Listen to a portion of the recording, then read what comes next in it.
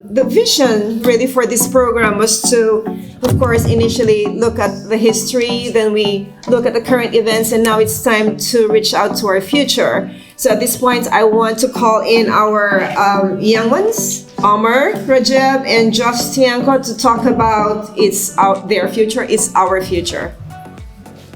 Hello, everyone. I'll make sure to participate in the census next year because I want to jolly be in Atlanta. So. Okay. Kamusta po kayong lahat? Natatuwa akong nandito. Hello, everyone. I'm so glad to be here.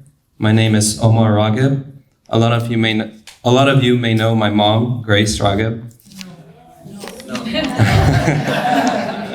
My dad's name is Hisham Ragheb, and he is from Egypt. I have lived in the US for the majority of my life, which makes me an American who is also half Filipino and half Egyptian. I have never met anyone like me before in my life, except for my sister, of course. I grew up being a part of two very strong and rich cultures, but the Filipino side always made me feel closer to the Philippines, especially being here in Atlanta, where the Filipino community is so large and welcoming. I remember growing up, I would go to a Filipino house party or event almost every week. It could have been for a holiday or someone's birthday or any sort of celebration. Most of the time I didn't even know what it was for, but I always enjoyed them, especially all the Filipino food. Whenever I would go over to one of my American friends' house parties, there would be a caterer or would just order pizza. But at a Filipino party, the guests are the caterers. I remember when my American friend said he was having a potluck. And I said, "What the heck is a potluck?" because I had never heard that term before. He said it's when everyone who is coming has to contribute a dish, often homemade, that would be shared with everyone. And I said, "Are you trying to be Filipino?" That's just a normal Filipino party. All jokes aside, while growing up, my parents always pushed me to do well in school. I always had to get straight A's and do well so I could get into a good college and study hard so I could get a good job. Everyone knows the stereotype about immigrant parents being very strict when it comes to studying hard. Well, I'm comfortable to stand here and say it's not a stereotype, it's just true. However, if not for my parents, I would not be the person I am today. I would not have graduated from Georgia Tech with a degree in mechanical engineering. Thank you. And I would not be a project engineer for a mechanical contracting company here in Atlanta. I really feel that I get my strong work ethic and motivation from my Filipino side. I loved growing up with my Filipino heritage. I love how everyone is my kuya or ate or my tito or tita.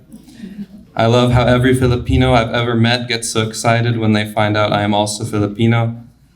I love all of these things so much that after I graduated from Georgia Tech last year, I decided to take a solo trip to the Philippines for about a month. I met most of my family. I probably needed to stay another month to meet the rest of them.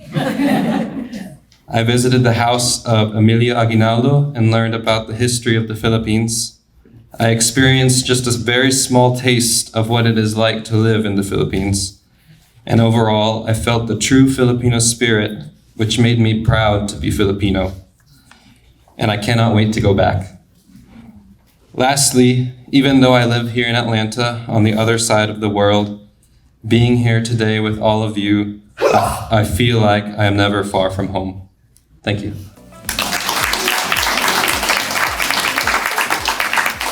Hello, everyone. My name is Joshua Tiangco. I was born on May 18th, 1999, right here in Atlanta, Georgia. 20 years old. My parents are Francis de Jesus Rodrigo and Alfredo Freires Tiangco.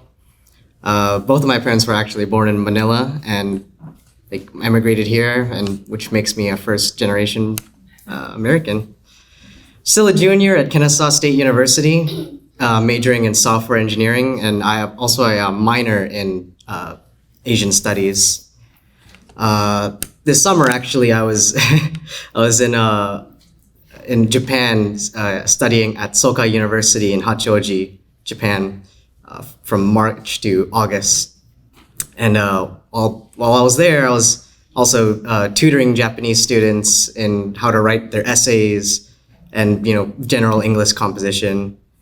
And while at Kennesaw, I also tutored K through university students in math. So maybe I should look at a career in teaching or something.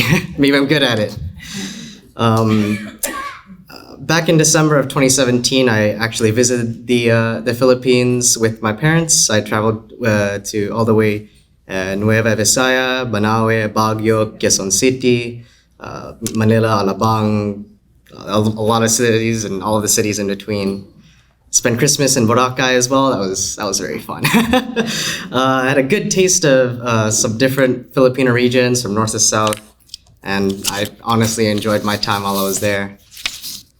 So, some of my personal experience, I want to start off with like an anecdote. So, imagine me sitting at a young age, sitting in class in kindergarten, still a young kid, pretty pure and innocent, and pretty have yet to learn about the harsh realities of today's world.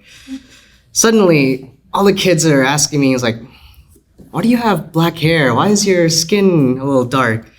And then probably that day, I was like, I'm Asian. Came to that sudden realization. And basically, growing up in middle-class white suburbia, I had to basically learn about Asian culture and Filipino culture and all of our diverse and rich things that come with the Filipino culture. One special thing about that culture is Filipino home cooking. I don't really need to say anything more. Just having a full tray of chicken adobo, coming home and just smelling the scents, like, oh, there it is. And speaking of cooking, one big tradition that my parents always make it a point is to always eat dinner or lunch or dinner as a family. My parents always wanted to reinforce the meaning of family, and I think in doing so, that affected how I deal with my close friends and how I build my relationships. Some other things that set me apart today was basically, it was always nice to come home and see my family after school and reinforcing those family values, always being together, forever connected, now and in the future throughout all courses of life. And throughout my life, my parents were always behind me and supported me in all of my endeavors. I was very lucky to have such encouraging parents and family that helped me through all the challenges that I needed to face and probably will face in the future. I know they will always be at my side through the good and the bad. And looking forward to the future, with all these traditions and values that shape who I am today, I think it'll affect my future and my outlook on life when I finally go into the workforce and establish my career. I also have learned about a lot about how to take care of future generations that will follow me. And in hearing all the speakers that came before me, I've already learned a lot about the previous generations, and I hope to use their knowledge also to affect the future generations. Thank you all.